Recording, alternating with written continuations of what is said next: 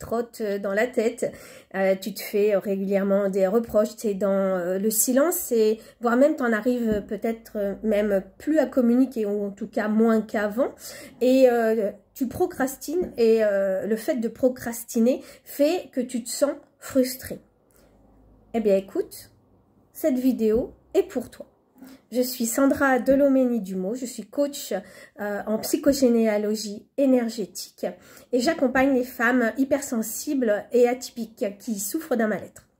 Alors en fait, on va prendre l'exemple de ma cliente qui elle souffrait de tout ce que je vous ai exposé. Et à partir du moment où on a travaillé avec l'accompagnement, elle a découvert des choses sur elle-même. Elle a ouvert des portes qu'elle ne soupçonnait pas. Et en ouvrant ces portes, elle s'est rendue compte finalement que maintenant, elle arrive à être plus sûre d'elle, davantage sûre d'elle. Et surtout, qu'elle arrive à mieux être dans son corps. Elle le sent, alors ça va être bizarre pour vous, mais chez elle, ça se manifestait par une sensation de gonflement de l'intégralité de son corps.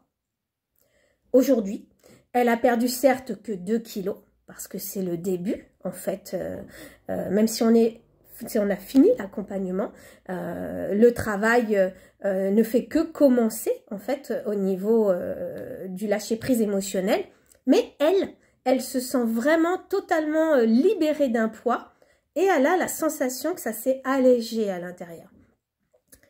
Elle m'a dit en fait que au travers des prises de conscience qu'elle a eues durant cet accompagnement, elle avait appris vraiment à relativiser, à s'approprier en fait de nouveaux comportements, tant avec ses proches qu'avec son employeur.